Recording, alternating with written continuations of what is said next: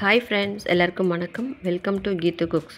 என்னுடைய சப்ஸ்கிரைபர்கள் சப்போர்ட் பண்ணவங்க எல்லாருக்கும் ரொம்ப ரொம்ப நன்றிங்க. இன்றைக்கி நம்ம ரொம்ப சுவையான ஹெல்த்தியான ஒரு டிஷ் பார்க்கலாம். இந்த ரெசிபி பார்க்குறதுக்கு முன்னாடி ஃபஸ்ட் டைம் என்னோடய வீடியோ நீங்கள் பார்க்குறீங்கன்னா கண்டிப்பாக லைக் பண்ணிக்கோங்க. என்னோடய கீத்து குக்ஸ் சேனலை சப்ஸ்கிரைப் பண்ணிக்கோங்க. கூடவே இருக்க பெல் ஐக்கானில் ஆல் ஆப்ஷனை கிளிக் பண்ணி வச்சுக்கோங்க. வீடியோ ஃபுல்லாக பாருங்கள், எனக்கு ரொம்ப ரொம்ப யூஸ்ஃபுல்லாக இருக்கும். ஃபுல்லாக பார்த்துட்டு வீடியோ பிடிச்சிருந்தா உங்களோட ஃப்ரெண்ட்ஸ் அண்ட் ரிலேட்டிவ்ஸ்க்கு ஷேர் பண்ணுங்கள். வெந்தயக்கீரை பொதுவாகவே டைஜஷனை ரொம்ப இம்ப்ரூவ் பண்ணி தருதுங்க.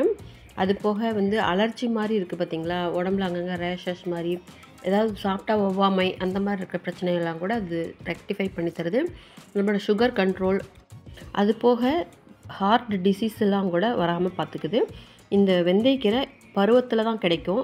எப்போல்லாம் கிடைக்குதோ அப்போல்லாம் நம்ம வாங்கி யூஸ் பண்ணிக்கலாம். இதை சட்னியாவோ அல்லது இந்த மாதிரி பருப்பில் போட்டோ கடைஞ்சி நம்ம சாப்பிடலாம். இப்போ ரெசிப்பியை பார்த்துடலாம். நான் இன்றைக்கி மண் பானையில் செய்யலான்னு இருக்கேன். ரொம்ப டேஸ்டியாகவும் கிடைக்கும், அதே போல் ஆரோக்கியமும் ரொம்பவே இருக்கும்.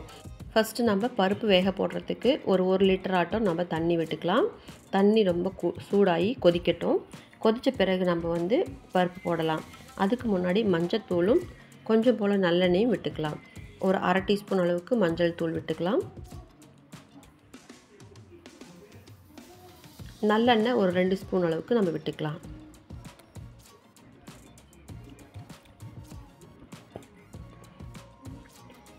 தண்ணி நல்லா கொதித்த பிறகு பருப்பு, துவரம் பருப்பு நான் 1 கப் அளவுக்கு எடுத்திருக்கேன். ஒரு 100-150 பருப்புக்குள்ளே தான் வரும். இந்த பருப்பு நல்லா கழுவிட்டு கொண்டு தண்ணி இல்லாமல் நம்ம கலந்துக்கலாம். சுத்தம் பண்ணிவிட்டு கழுவிட்டு கொண்டு வந்தாச்சு. இப்போ அரை கப் அளவு 100 கிராம் அளவுக்கு பருப்பு இருக்கும், நம்ம ஆட் பண்ணிக்கலாம்.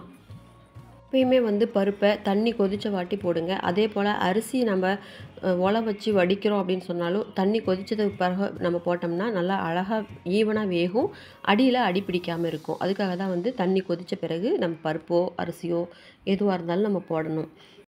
இந்த கீரை கடையிறதுக்கு பாசிப்பருப்பும் கூட ஆட் பண்ணிக்கலாம். நான் இன்றைக்கி துவரம் பருப்பு மட்டும் போட்டிருக்கேன். பாசிப்பருப்பு துவரம் பருப்பு ரெண்டுமே கலந்தும் கூட போட்டுக்கலாம், தனித்தனியாகவும் போட்டுக்கலாம். இப்போது துவரம் பருப்பும் போட்டாச்சு. இது தட்டு போட்டு கொஞ்சம் போல் கேப் விட்டு நம்ம மூடி வச்சுக்கலாம். ஏன்னா பொங்கி தட்டு தள்ளி விட்டு அடுப்பும் அணைஞ்சி போயிடும். அதனால் கொஞ்சம் போல் கேப் விட்டு நம்ம போட்டுக்கலாம்.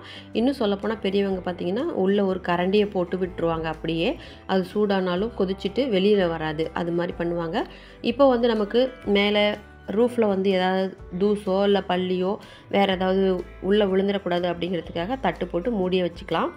பொங்கி வரும்போது நம்ம அதுக்கு தகுந்த மாதிரி மேனேஜ் பண்ணிக்கலாம். கொஞ்சம் போல் அடுப்பை கம்மி பண்ணி வச்சுக்கலாம். ஈவனாக அழகாக வெந்து வந்துடும். பருப்பு நல்லா வேக ஆரம்பித்தாச்சு. இப்போ தக்காளி, பூண்டு, வெங்காயம் இதெல்லாம் சேர்த்துக்கலாம். இப்போது ஒரு தக்காளியை கட் பண்ணி வச்சுருந்தேன், அதை ஆட் பண்ணிக்கலாம். பூண்டு ஒரு 10 பல்லாட்டம் உரித்து வச்சுருந்தேன், அதையும் ஆட் பண்ணிக்கலாம்.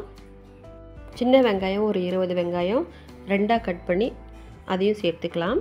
இப்போ வெங்காயம், தக்காளி, பூண்டு 3 சேர்த்துருக்கோம். நல்லா கிளறி விட்டுக்கலாம். இது ஒரு பக்கம் நல்லா வெந்து வந்துட்டுருக்கோம். அதுக்குள்ளே நம்ம கீரையை சுத்தம் பண்ணி ஆல்ரெடி வச்சுருந்தோம். அது தண்ணியில் போட்டு நல்லா இன்னொரு தடவை வடிகட்டிட்டு சுத்தம் பண்ணி தண்ணி இல்லாமல் எடுத்து வச்சுக்கலாம். இப்போ பருப்பு வெந்து வரட்டும். காரத்துக்கு இப்போதைக்கு ஒரே ஒரு பச்சை மிளகா மட்டும் நம்ம ஆட் பண்ணிக்கலாம். அப்புறமா வரமிளகா நம்ம எப்படியும் ஆட் பண்ணுவோம் தாளிக்கும் போது, அப்போது நமக்கு காரம் ஈக்குவலைஸ் ஆகிடும். இப்போ ஒரே ஒரு பச்சை மிளகா ஆட் பண்ணியாச்சு, முழுசாக போட்டாச்சு. இப்போ கிண்டி விட்டுட்டு பருப்பு வெந்துருச்சான்னு பார்க்கலாம். இப்போது பருப்பு பார்த்திங்கன்னா 3/4 பதத்துக்கு நல்லா வெந்து வந்தாச்சு. கையில் எடுத்து இப்படி தொட்டு பார்த்தோம்னா நுணுங்கணும், அந்தளவுக்கு வெந்து வந்தாச்சு. இப்போ நம்ம சுத்தம் பண்ணி வச்சுருந்த கீரையை ஆட் பண்ணிக்கலாம். 2 கத்தையில் சுத்தம் பண்ணி வெந்தயக்கீரை எடுத்து நல்லா அந்த தண்டு நார்லாம் இல்லாமல் வெறும் இலைகள் மட்டும் எடுத்துருக்கோம். நல்லா தண்ணியில் 2-3 தடவை நல்லா அலசிட்டு இப்போ தண்ணி இல்லாமல் வடித்து வெறும் தலைகளை மட்டும் ஆட் பண்ணிக்கலாம். முருங்கைக்கீரையை பருப்போடு இப்போ ஆட் பண்ணியாச்சு. நல்லா ஒரு கரண்டி வச்சு எல்லா பக்கமும் இருக்க மாதிரி கிளறி விட்டுக்கலாம். இன்னும் கூட நமக்கு கீரை போட்டுக்கலாம். பட் வெந்தயக்கீரை எப்படி பண்ணாலுமே கொஞ்சம் சிறு கசப்பு இருக்கும். அதனால் கூடுதலாக பருப்பு போட்டு நம்ம கொஞ்சம் போல் கீரை சேர்த்துருக்கோம். இப்போ மறுபடியும் கிளறி விட்டுட்டு தட்டு போட்டு ஒரு 5 நிமிஷம் போல் வேக விட்டுக்கலாம். அப்பப்போ நம்ம தட்டு எடுத்துகிட்டு கிண்டி விட்டுக்கலாம். ஒரு 5 நிமிஷம் போதும், கீரை நல்லா வெந்து வந்துடும். அடுத்தது எடுத்து நம்ம மசிக்க வேண்டியது தான். மத்து வச்சு கடைஞ்சால் நம்மளோட வெந்தயக்கீரை பருப்பு கடையல் அருமையாக ருசியாக ரெடி ஆகிடுச்சு. இது வந்து நம்ம ஒரு 15 நாளைக்கு ஒரு தடவையாவது நம்ம யூஸ் பண்ணணும். கீரையில் அடிக்கடி எடுத்துக்கலாம். வாரத்தில் 2-3 தடவை கடையிற கீரை அல்லது பொரியல் பண்ணுற கீரை, காய்களை வந்து பொரியல் பண்ணி சாப்பிட்றது இயற்கையாகவே வந்து ஆரோக்கியத்துக்கு ரொம்ப ரொம்ப நல்லதுங்க. இப்போ இந்த கீரைக்கு வந்து நம்ம தனியாக தாளிதம் பண்ணிக்கலாம். ஒரு சின்ன கடாயில் 2 டீஸ்பூன் அளவுக்கு நல்லெண்ணெயோ அல்லது குக்கிங் ஆயிலோ விட்டுக்கலாம். வெந்தயக்கீரையில் நீர்ச்சத்து, நார்ச்சத்து, கால்சியம், பொட்டாசியம், மக்னீசியம், இரும்பு இந்த மாதிரி நிறைய தாது பொருட்கள் நிறையா இருக்குது. இப்போ எண்ணெய் காஞ்சு வந்தாச்சு. இதில் வந்து கடுகு ஒரு 1/4 டீஸ்பூன், சீரகம் ஒரு 1/4 டீஸ்பூன், முழு வெந்தயம் ஒரு 5-6 பீஸ் அது மட்டும் ஆட் பண்ணிக்கலாம். இது நல்லா தாளித்து பொரிஞ்சு வரட்டும்.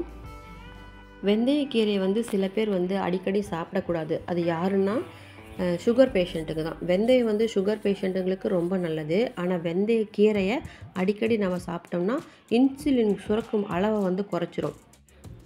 நீரிழிவு நோய்களுக்கு வந்து இன்சுலின் சுரப்பை வந்து கட்டுக்குள்ளே வைக்கிறதுக்கு தான் மருந்து சாப்பிடுவாங்க.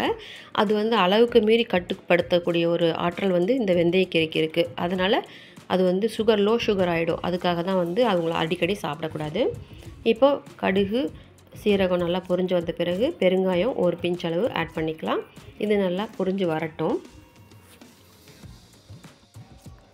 அதே போல் கர்ப்பிணி பெண்கள் வந்து இந்த வெந்தயக்கீரையை சாப்பிடக்கூடாது. இரத்தப்போக்கை அதிகப்படுத்தும். ஒரு சில சமயத்தில் ஒரு சிலருக்கு அலர்ஜி ஆகிடும். அதனால் அவங்க சாப்பிடக்கூடாது. இப்போது கடுகு, வெந்தயம், சீரகம் எல்லாம் பொரிஞ்சு வந்த பிறகு வரமிளகாய் ஒரு 3 மிளகாய் வந்து கிள்ளி விதை இல்லாமல் ஆட் பண்ணியிருக்கேன். இது நல்லா கொஞ்சம் பொரிஞ்சு வரட்டும். பொரிஞ்சு வரும்போது எண்ணெயிலேயே காரம் நல்லா வரும்போது நமக்கு அந்த கீரைக்கு தேவையான காரத்தை ஈக்குவலைஸ் பண்ணி கொடுத்துரும். அதுக்குள்ளே நம்ம வந்து கீரையில் வெந்த பருப்பு தண்ணியை தனியாக வடிகட்டி எடுத்துடலாம். தண்ணியோடு நம்ம கடையும் போது கீரை வந்து மசியாது. அதனால் ட்ரை பண்ணி தண்ணியை தனியாக எடுத்து வச்சுட்டு பருப்பை கடையும் போது வந்து உப்பு சேர்த்துக்கலாம். கல்லுப்பாவோ அல்லது தூளுப்பாவோ ஆட் பண்ணிக்கலாம். இப்போ நம்ம எண்ணெயில் பொரித்த கடுகு, சீரகம், மிளகாயை ஆட் பண்ணிக்கலாம். கீரையோடு ஆட் பண்ணதுக்கப்புறமா டேஸ்ட்டுக்கு உப்பும் ஆட் பண்ணிக்கலாம். உப்பு சேர்ந்து நம்ம மத்து வச்சு கடைஞ்சிக்கலாம். ரொம்ப ரொம்ப சிம்பிளுங்க. அவ்வளோதான். பருப்பு வேக போட்டு அதிலே கீரையை போட்டு தனியாக தாளித்து கொட்டினாலே நம்மளோட பருப்பு வெந்தயக்கீரை கடையல் வந்து ரொம்ப ரொம்ப ஈஸியாக ரெடி ஆகிடும். ஒரு 10 நிமிஷத்தில் நம்ம இதை வந்து சமைச்சு முடிச்சிடலாங்க. அவ்வளோ ஈஸியான ஒரு விஷயம். கீரையை வந்து நம்ம க்ளீன் பண்ணுறதுக்கு தான் கொஞ்சம் டைம் எடுக்குமே தவிர செய்கிறதுக்கு, சமைச்சு சாப்பிட்றதுக்கெலாம் ரொம்ப ரொம்ப ஈஸி. ரொம்ப ரொம்ப குயிக்காகவும் டேஸ்டியாகவும் செஞ்சு சாப்பிட்லாம். ரொம்ப ஹெல்த்தியும் கூட. இது வந்து அவாய்ட் பண்ணுறவங்களோட லிஸ்ட்டில் பார்த்திங்கன்னா கர்ப்பிணி பெண்கள் அவாய்ட் பண்ணிக்கணும். அதே போல் சுகர் பேஷண்ட்ஸ் வந்து அடிக்கடி சாப்பிட்றத அவாய்ட் பண்ணிக்கணும். அதே போல் ப்ளட் ப்ரெஷர் இருக்கிறவங்களும் வந்து கூடுமான வரைக்கும் இந்த கீரையை வந்து அவாய்ட் பண்ணிக்கணும். இதில் வந்து சோடியம் லெவலை வந்து குறைக்கக்கூடிய ஒரு தன்மையும் இருக்கும். ஸோ நமக்கு வந்து அடிக்கடி எடுத்து சாப்பிட்றதும் இல்லாமல் ஓரளவுக்கு அப்பப்போ அக்கேஷ்னலாக சீசனில் தான் கிடைக்கும். அந்த சமயத்தில் ஏதோ ஒரு தடவை 2 தடவை டேஸ்ட்டுக்காக வாங்கி நம்ம சமைச்சு சாப்பிட்டுக்கலாம். குழந்தைங்களுக்கெலாம் தாராளமாக கொடுக்கலாங்க. ரொம்ப ஈஸியாகவும் செய்யக்கூடியது. இரும்பு சத்து அதிகமாக கிடைக்கும். அதுக்காக சாப்பிடலாம். குழந்தைங்களுக்கு கால்சியம், இரும்பு சத்துலாம் ரொம்ப அவசியம் தேவைப்படும் இல்லையா? அவங்களுக்கு இதை தாராளமாக செஞ்சு கொடுக்கலாம். பிளட் சுகர், பிளட் ப்ரெஷர் இருக்கிறவங்க பார்த்து தான் சாப்பிடணும். அதே போல் கர்ப்பிணி பெண்கள் சாப்பிடக்கூடாது. அவாய்ட் பண்ணிக்கோங்க. இது ரொம்ப ரொம்ப சில விஷயத்தில் கவனித்து சாப்பிட வேண்டிய ஒரு கீரை தான். அதனால தான் இது வந்து எல்லா நாட்களிலும் கிடைக்காம சீசனபிளாக கிடைக்கிது. அதை நம்ம புரிஞ்சுக்கணும். சீசனில் கிடைக்கிற ஃப்ரூட்ஸோ, சீசனில் கிடைக்கிற காய்கறிகளோ விஷயம் இல்லாமல் நமக்கு கிடைக்கிறதில்ல. இயற்கையாகவே நமக்கு இயற்கை என்ன பண்ணுதுன்னா நமக்கு எது எப்போ தேவையோ அது அப்போ கொடுக்குது. அதை நம்ம கரெக்டாக பயன்படுத்திக்கிட்டோம்னா நம்மளோட உடம்புலையும் சரி, மனசுலையும் சரி எந்த நோயும் இருக்காது. இந்த வீடியோவில் உங்களுக்கு ரொம்ப பயனுள்ள தகவல்கள் நிறைய கொடுத்துருக்கேன்னு நினைக்கிறேன். ரொம்ப யூஸ்ஃபுல்லாக இருக்கும்னு நான் நம்புகிறேன். கீரைகளில் பொதுவாக இந்த மாதிரி வெந்தயக்கீரை, புளிச்சக்கீரை, அப்புறம் வந்து சீசனில் கிடைக்கக்கூடிய கீரைகள்லாம் வந்து கொஞ்சம் பார்த்து நம்ம யூஸ் பண்ணிக்கணும். ஆனால் அது போக அடிக்கடி நிறைய டெய்லியுமே கிடைக்கிற கீரைகள் நிறைய இருக்குது. அதில் நிறைய இரும்புச்சத்து, தாது உப்புகள் நிறையா இருக்குது. அதை நம்ம டெய்லியுமே யூஸ் பண்ணலாம். தப்பே கிடையாது. பார்த்து யூஸ் பண்ணுங்கள்.